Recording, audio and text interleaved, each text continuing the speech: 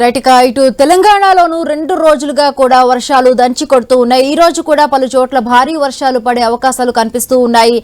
ఆదిలాబాద్, కొమరం భీం, ఆసిఫాబాద్, మంచిర్యాల, నిర్మల్, నిజామాబాద్, భూపాలపల్లి, ములుగు, భద్రాద్రి కొత్తగూడెం, ఖమ్మం, వరంగల్, హన్మకొండ, జనగాం, మెదక్, కామారెడ్డి జిల్లాల్లో భారీ వర్షాలు కురిసే అవకాశం ఉందని వాతావరణ శాఖ హెచ్చరించింది.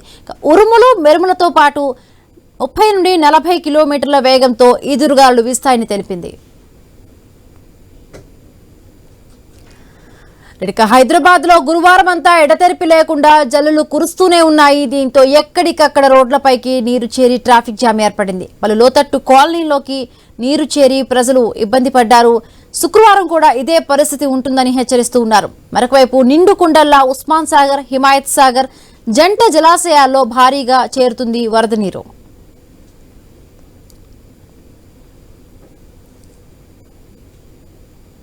రైట్, నిన్నటి నుంచి కూడా తెలంగాణలో కూడా వర్షం పడుతూనే ఉంది. మరొక 3 రోజుల పాటు వర్షాలు కొనసాగే అవకాశం ఉందని అంటుంది ఐఎండీ, హెచ్చరిస్తుంది ఇప్పటికే. రైట్, మరిన్ని పూర్తి అప్డేట్స్ తెలుసుకునే ప్రయత్నం చేద్దాం. కరెస్పాండెంట్ ప్రవీణ్ సిద్ధంగా ఉన్నారు. Very good morning Praveen. So ఈ రోజు కూడా అంటే జీహెచ్ఎంసీ పరిధిలో ఏ ప్రాంతాల్లో వర్షాలు కురిసే అవకాశం ఉంది? నిన్నటి నుంచి కూడా ఏకధాటిగా వర్షం కురుస్తున్న పరిస్థితి, డీటెయిల్స్ ఏంటి ప్రవీణ్? Good morning Himabindu. అయితే గత 2 రోజులుగా తెలంగాణలో వర్షాలు దంచి కొడుతున్నాయి. ఈ రోజు కూడా పలు చోట్ల భారీ వర్షాలు పడుతున్నట్లు వాతావరణ శాఖ కూడా వెల్లడించిన నేపథ్యంలో ఇటు తెలంగాణ వ్యాప్తంగా చూసుకుంటే ఆదిలాబాద్, కొమరం భీం, ఆసిఫాబాద్, మంచిర్యాల, నిర్మల్, నిజామాబాద్, భూపాలపల్లి, ములుగు, భద్రాద్రి కొత్తగూడెం, ఖమ్మం, వరంగల్, హన్మకొండ, జనగాం, మెదక్, కామారెడ్డి జిల్లాలో భారీ వర్షాలు కురిసే అవకాశం ఉందని వాతావరణ శాఖ హెచ్చరించింది. అదేవిధంగా ఉరుమురు మెల్పులతో పాటు 30 నుండి 40 కిలోమీటర్ల వేగంతో ఈదురు గాలులు కూడా వీస్తాయంటూ కూడా చెప్తూ ఉంది. అదేవిధంగా హైదరాబాద్ లో గురువారం అంతా కూడా ఎడతెరిపి లేకుండా జల్లులు కురుస్తూనే ఉన్నాయి. దీంతో ఎక్కడికెక్కడ రోడ్ల పైన నీరు చేరి ట్రాఫిక్ జామ్ కూడా ఏర్పడింది. పలు లోతటి ప్రాంతాలు ఏవైతే ఉంటాయో లోతట్టు ప్రాంతాల్లో మొత్తం తోలుగా కూడా అదే నీరు చేరింది. ప్రజలు అక్కడ ఇబ్బందులు కూడా పడ్డారు.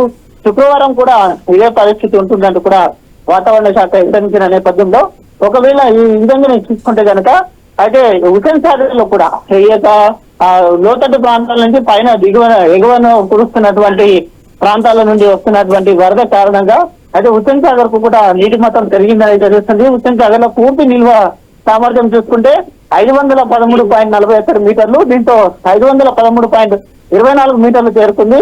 అయితే హుసేన్ సాగర్ లోన అయితే 1081 క్యూసెక్ల ఇన్ఫో వస్తుందని చెప్తున్నారు. దీన్ని దిగువకు 789 క్యూసెక్ల నీరుని విడుదల చేస్తున్నారు.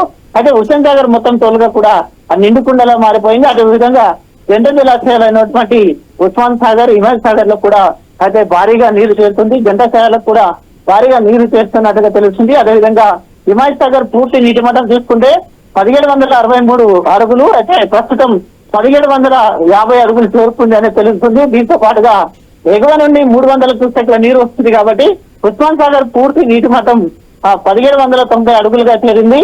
అదేవిధంగా చూసుకుంటే ఈ రోజు కూడా జిహెచ్ఎంసీ ప్రాంతం లోపల చూసుకుంటే హైదరాబాద్ లో కూడా జల్లులు పడే అవకాశం ఉంది. మోస్తరు నుండి అతి భారీ వర్షాలు కూడా కురిసే అవకాశం ఉంది.